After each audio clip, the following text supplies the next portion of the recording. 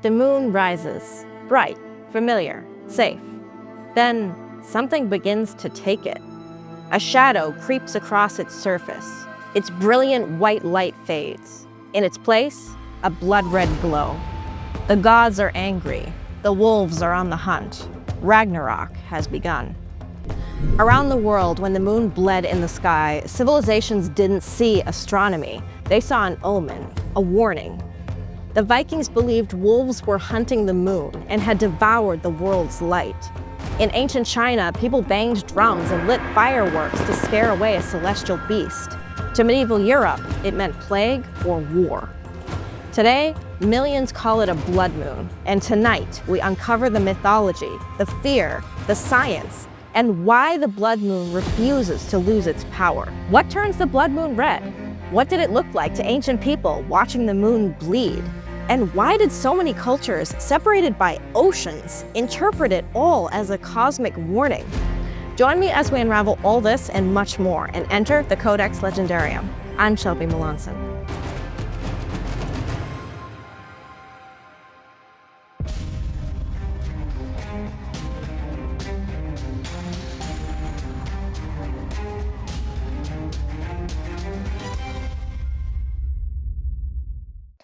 Today, celestial events are celebrated. Scheduled viewing parties, online anticipation, and road trips to dark sky sites.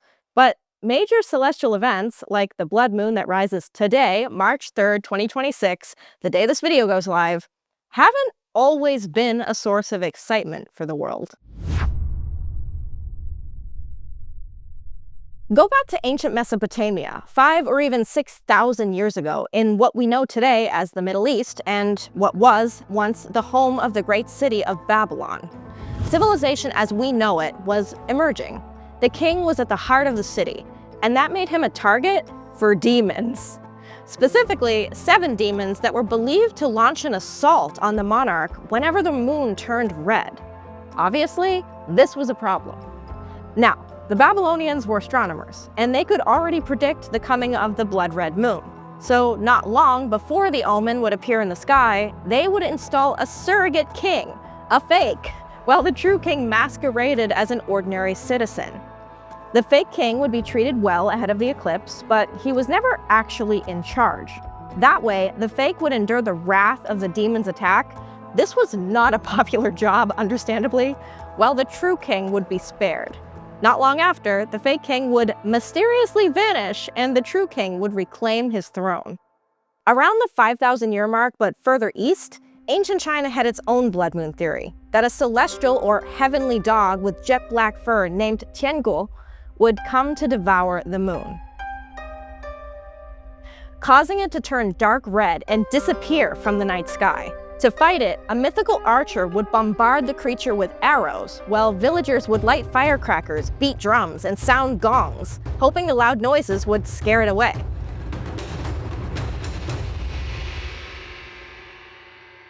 Fast forward a few millennia, the Inca civilization had its own retelling of the same general myth.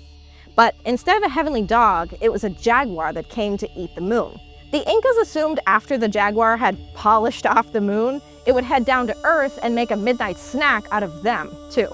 So, just like China, they made a huge racket to scare it away, yelling, shaking their spears, and egging on their dogs to bark. Plenty of other legends around the world embrace the same idea. A mythical being chasing the sun or moon, hoping to chow down, like Hindu folktales about the demon Rahu. Maybe the most famous comes from Norse mythology, which tells of 2 wolves named Skoll and Hati. Together, they chase the sun and the moon, as told in the Prose Edda. The wolves' relentless pursuit of the celestial bodies creates a constant cycle of cosmic events, according to, again, the Prose Edda. Blood moons were seen as times when Hati got especially hot on the moon's tail, maybe just enough to sink his claws into it before the moon narrowly escaped again. And just like elsewhere in the world, Norse people would bang their shields, blow their war horns, and yell at the wolves to scare them off and protect the sky. Noticing a pattern here? But why exactly did so many cultures around the world all fear the blood moon? For one, there's a second half of the Norse legend.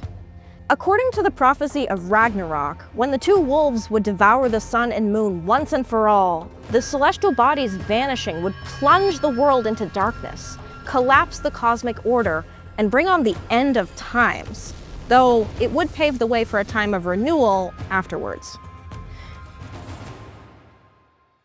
Christianity and much of medieval Europe took up similar beliefs, likening the blood moon to impending war, plague, divine punishment, and the apocalypse.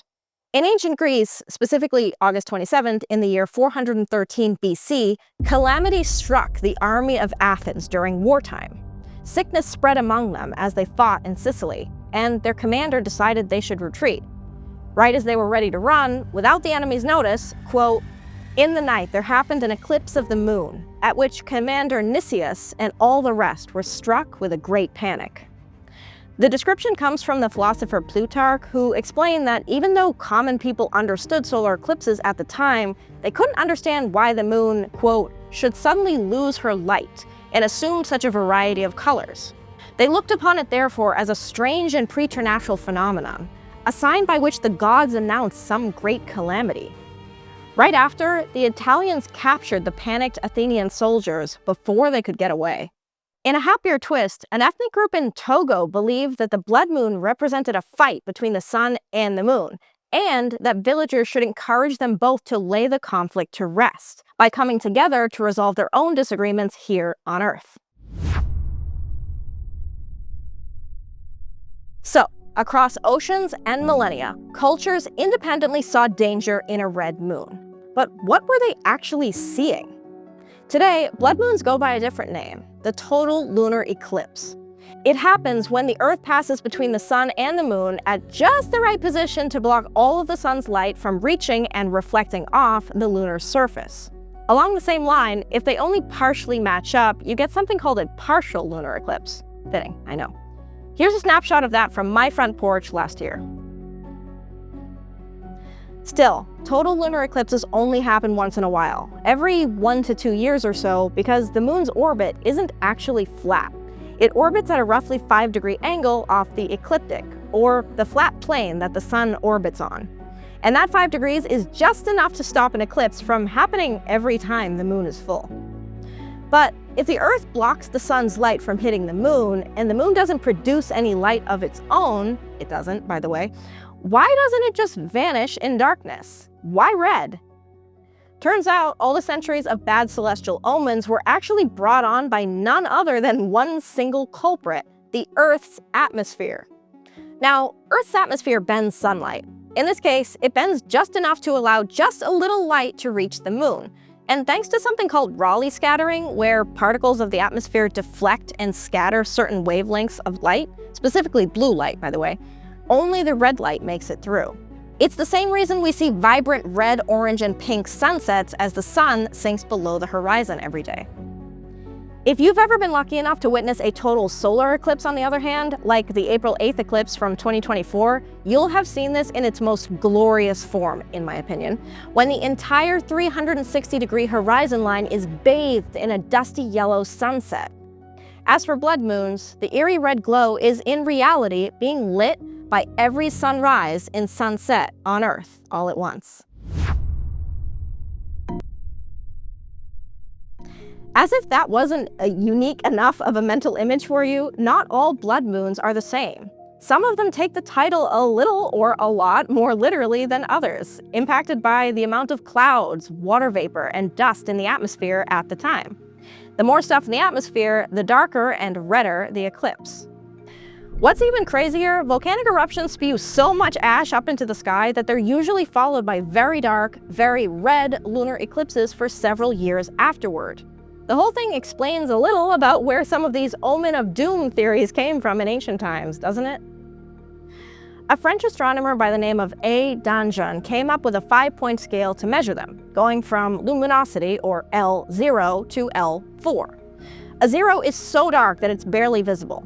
Moving up on the scale, there are deep red or rust-colored versions, plus brick red, bright copper red, and even orange at the high end of L4.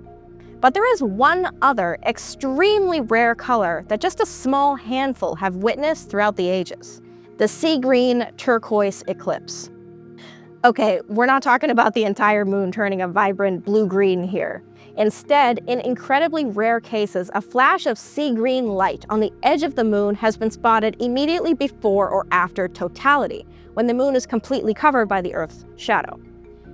It happens at the moment that sunlight passes specifically through Earth's stratosphere, where the ozone layer actually scatters red wavelengths of light instead of blue. It's called the Chappuis absorption band, and it does the exact opposite of what we talked about earlier, allowing blue-green light to pass through instead of red. One of the most recent captures of this blue-green flash during a total lunar eclipse happened on March 4, 2007, while the earliest record of it that I could find goes all the way back to October 13, 1837. Here's where one of the coolest fields of study I have ever heard of comes in. It's called archaeoastronomy. It's known as the anthropology of astronomy and merges archaeological finds with astronomical calculations. We're talking about ancient monuments like Stonehenge in the UK and Newgrange in Ireland that are so perfectly aligned that they match up with solstices, equinoxes, or even specific stars. Essentially, this field explores the role of the sky in ancient culture, how people thought, worshipped, and lived by it. I may have missed my calling on this. Dr. Ed Krupp, director of the Griffith Observatory in Los Angeles, explained it like this. Many ancient cultures saw solar or lunar eclipses as a challenge to the normal order of things. Things that shouldn't be happening are happening. As for the culturally unified effort to scare off the moon-eating beasts of legend, quote, there's certainly a uniform response, and by that I mean worldwide, that most people, most of the time, thought eclipses of the sun or the moon were trouble. Serious trouble. And the nature of the trouble had to do with the fact that the foundation of their world seemed to be at risk during an eclipse. Also, huge shout out to Director Krupp for donning a wizard hat and robe and leading eclipse parties to make a bunch of racket to protect the moon at the Griffith. I have been there twice myself and I loved it. They have a really cool planetarium show.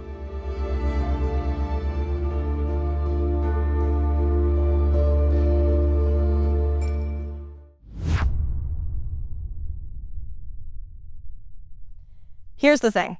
Ancient people described the world through legends, but they knew the science too. The first ever record of a blood moon comes from ancient China and happened on January 29th of the year 1136 BC, 3,100 years ago. This was around the same time Babylonian astronomers recorded their own record of a lunar eclipse on February 2nd, 746 BC. They were already calculating the future dates of astronomical events at the time, like blood moons, on clay tablets, and they figured out that lunar eclipses happen in 18-year cycles, called the Saros cycle. If you want more info on this, check out my video on the Antikythera mechanism. A few hundred years later, two ancient Greek philosophers figured out that it was Earth's round shadow on the moon that caused partial lunar eclipses.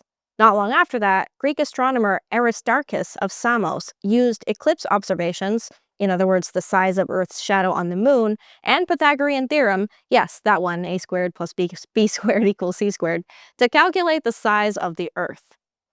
Centuries after that, there are tons of surviving writings and charts from medieval Europe depicting the same knowledge. Check out this one from the 14th century. The same red moon that terrified villagers and intrigued astronomers throughout the ages also empowered modern storytelling.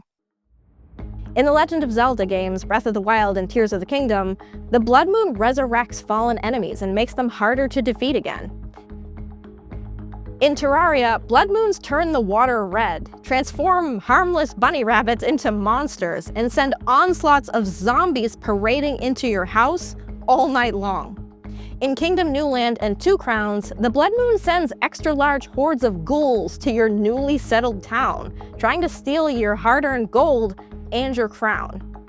The Elderscrolls III Morrowwind sends the player on a hunt to uncover the blood moon prophecy, linked to village disturbances, werewolf attacks, and a climactic challenge with the Lord of the Hunt.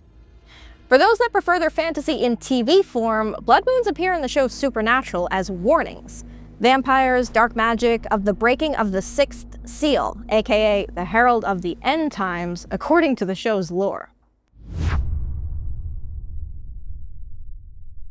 If we understand the science behind the blood moon, why does it still feel ominous? Why do our instincts still whisper that something is wrong?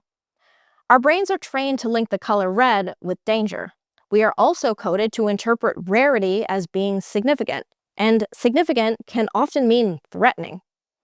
Across virtually every culture, eclipses, the same thing that for thousands of years have carried the weight of human fear and imagination, were also seen as turning points.